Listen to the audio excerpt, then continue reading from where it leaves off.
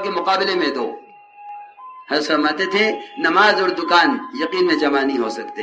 یہ کہنا دکان بھی ہے نماز بھی ہے، یہی نماز کے یقین کو دلوں سے نکالے ہوئے ہے. یہ کہو نماز ہی ہے دکان نہیں ہے. دکان غیر یقینی ہے، نماز یقینی ہے. حکام غیر یقینی ہے، نماز یقینی ہے.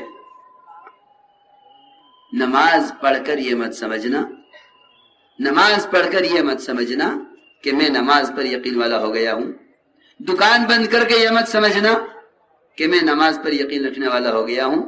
اللہ رب العزت اس نماز کے یقین کا امتحان لینے کے لیے ایسے حالات لائیں گے کہ یہ نماز کے لیے مسجد جا رہا ہوگا،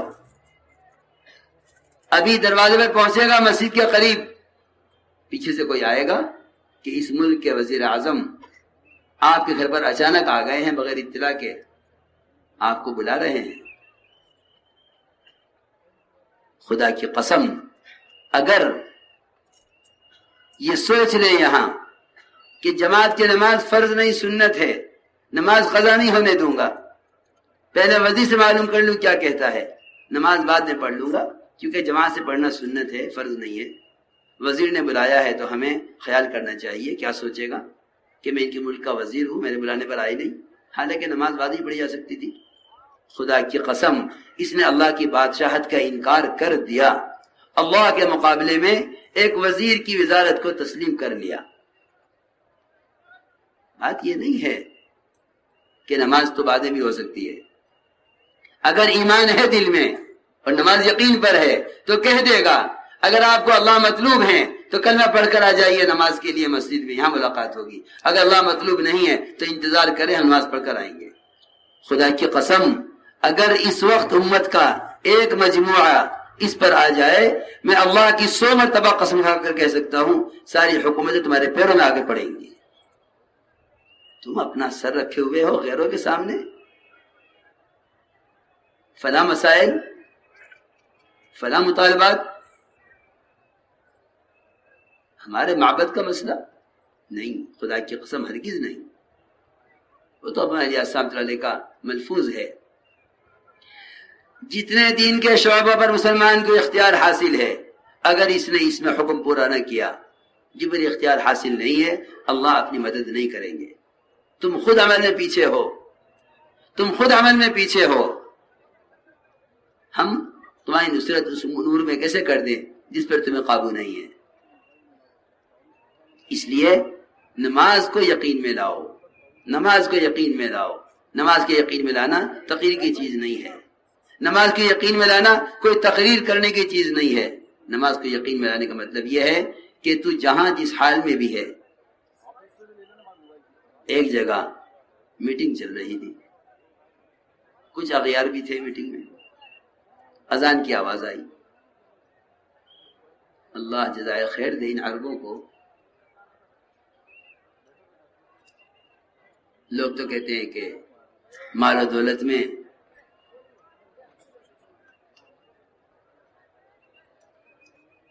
غافل پڑے ہوئے ہیں، لیکن اللہ نے ایک ایسی صفت دی ہے کہ بڑا ہو یا چھوٹا، میں نے دیکھا ہے نماز کے وقت ایسے ہو جاتے ہیں کہ گویا ان کا دنیا کی کسی حکومت سے کوئی تعلق کبھی تھا نہیں. جیسے اذان کی آواز آئی میٹنگ چھوڑ کر کھڑے ہو گئے. کہاں جا رہے کہاں جا رہے کہاں جا رہے؟ اس اللہ نے بلایا ہے جو تیرا بھی بادشاہ ہے، میرا بھی بادشاہ ہے اور تمام کائنات کا بادشاہ ہے، اس نے بلایا ہے. اذان دعوت ہے، اعلان نہیں ہے. اذان دعوت ہے، اعلان نہیں ہے. اذان اللہ کی طرف سے بلاوا ہے. اذان اعلان نہیں ہے بھائی سن لو نماز کا وقت ہو گیا اذان ہو رہی ہے، نہیں. لوگوں نے اذان کو اعلان بنا دیا. اذان دعوت ہے. دعوت کا مطلب یہ نہیں ہے کہ وہ پکار رہا ہے، نہیں. دعوت پکار نہیں ہے. دعوت اذان دعوت تامہ ہے. اذان اللہ کا امر ہے، اللہ نے بلایا ہے، حکم ہے آؤ. اس لیے اذان کا جواب الفاظ کا دوہرا دینا نہیں ہے. اذان کا جواب سارے کام چھوڑ کر مسجد میں آنا ہے۔ تو میں نے عرض کیا کہ اگر ایک مجموعہ ایسا ہو گیا، اللہ رب العزت اس مجموعے پر رکھ کر ہی ساری حکومتوں کو، ساری شکلوں کو ان کے سامنے جھکا کر آج بھی دکھلائیں گے۔ اگر ایک اکیلے تنہا صحابی پستہ قد، پھٹے ہوئے کپڑے، ٹٹو پر بیٹھ کر اگر رستم سے آنکھ میں آنکھ ڈال کے بات کر سکتے ہیں، آج دنیا میں ایسی حکومت کہیں بھی نہیں ہے، آج دنیا میں ایسی حکومت کہیں بھی نہیں ہے۔ یاد رکھنا، جو اللہ کے فرائض کے ادا کرنے میں، جو اللہ کے فرائض کے ادا کرنے میں قانون کی ذرہ برابر بھی رعایت کریں گے، اللہ ایسے مسلمانوں کو غیروں کے ماتحت مغلوب کر کے رکھیں گے۔ جو اللہ کے احکام کے مقابلے میں ذرہ برابر بھی اللہ کے غیر کی پرواہ کریں گے، حدیث میں ہے، جو ہمارے غیر سے امید کرتا ہے ہم اسے اپنے غیر کے حوالے کر دیتے ہیں، جو ہمارے غیر سے ڈرتا ہے ہم اپنے غیر کو اس پر مسلط کر دیتے ہیں۔ نماز کو یقین میں لاؤ، نماز کو یقین میں لاؤ۔ جب تک نماز کو سارے کائنات کے نقشوں کے مقابلے میں پیش نہیں کرو گے، ہمارے کام کا حال یہ ہے کہ بیچارہ گھبرا جائے گا، نماز تو جانتا نہیں ہے، نماز کو جنوانے کے لیے، نماز کو سمجھانے کے لیے کہہ رہے ہیں کہ ساری کائنات کے مقابلے میں نماز یقینی ہے۔ دوسری مشق نماز پر اللہ کے وعدوں کی ہو۔ حضور اکرم صلی اللہ علیہ وسلم نے اپنے صحابہ کو، اپنے گھر والوں کو، اپنے متعلقین کو نماز کے یقین پر اٹھایا۔ ایک صحابی نے سوال کیا، میں تجارت کے لیے بحرین جانا چاہتا ہوں، فرمایا پہلے 2 رکعت نماز پڑھ لو۔ تجارت سے نہیں روکا، تجارت سے روکا نہیں ہے، لیکن یہ کہہ دیا کہ تجارت سے کامیابی نہ ہوگی، کامیابی نماز سے ہوگی۔ اور یاد رکھو، جو اعمال کو اسباب پر مقدم کرتے ہیں یقین کے ساتھ، اللہ ان کو اسباب تک پہنچنے سے پہلے ہی ان کی حاجتوں میں کامیاب کر دیتے ہیں۔ جو یوں کہتے ہیں نماز بھی سبب بھی، ان کو اسباب میں کامیابی نظر نہیں آتی، باوجود عمل کے سبب میں کامیابی نظر نہ آئے گی جب تک سبب اور نماز کو برابر کا درجہ دیے ہوئے ہے۔ اس لیے کہتے ہیں اسباب کو ترک کرنے کو نہیں کہتے، اسباب مؤخر کرنے کو کہتے ہیں۔ اسباب کو پیچھے کرو، پیچھے کرو، پیچھے کرو، پیچھے کرو۔ یہاں تک بھی فرماتے ہیں عبداللہ بن مسعود رضی اللہ تعالیٰ عنہ کہ جب تمہیں کوئی حاجت پیش آئے تو اگلی فرض نماز کا انتظار کیا کرو۔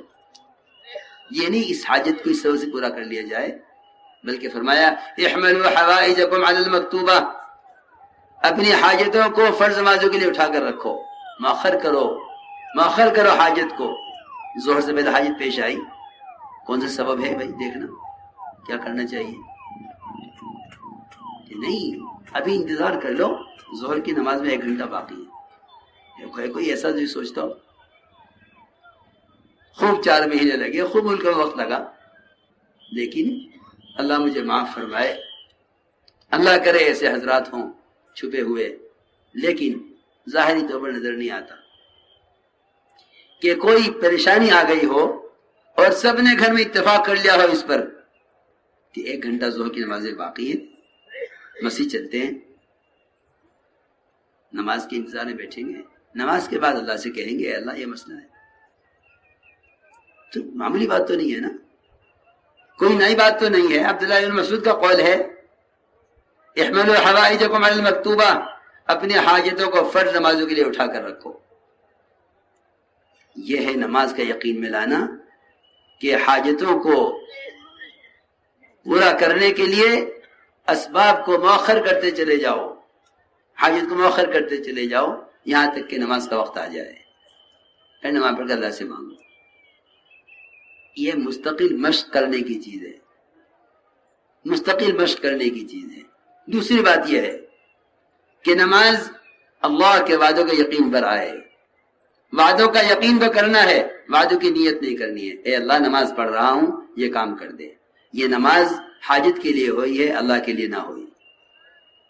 حاجت کی نماز کا مطلب یہ نہیں ہے کہ نماز حاجت کے لیے، حاجت کی نماز کا مطلب یہ ہے کہ نماز اللہ کے قرب کے لیے پڑھ رہا ہوں، قریب ہو کر اللہ سے بات کہی جا سکتی ہے۔ میں دور ہوں اللہ سے. نماز اللہ کے قرب کا ذریعہ ہے. نماز کے ذریعے اللہ کا قرب حاصل کرو، پھر حاجت کو کہو. صلاۃ الحاجہ کا مطلب یہ ہے، کیونکہ حاجت مخلوق ہے، نماز خالق کے لیے ہے، تو نماز حاجت کے لیے تو ہو نہیں سکتی. نماز حاجت مخلوق ہے، نماز خالق کے لیے ہے. پھر یہ کیسے کہہ سکتا ہے کہ میں حاجت کے لیے نماز پڑھ رہا ہوں؟ نہیں، نماز حاجت کے لیے نہیں ہے، نماز تو اللہ کے قرب کے لیے ہے، اور قریب والوں کی بات سنی جاتی ہے. اس طرح ہمیں اپنی نمازوں کو وعدوں کے یقین پر لانا ہے. اس کے لیے فضائل کی تعلیم ہے، اس کے لیے فضائل کی تعلیم ہے. ہمارے یہاں تعلیم کا مقصد صرف تھوڑی دیر بیٹھ جانا نہیں، صرف شوق پیدا کر لینا نہیں، بلکہ اسباب کی دنیا میں جا کر جو سبب سے ہونا نظر آیا ہے وہاں سے اٹھ کر آؤ، تعلیم گھر میں آ کر بیٹھو، اور یہ کہو تعلیم گھر میں بیٹھ کر اپنے دل سے کہ خدا کی قسم ان وعدوں پر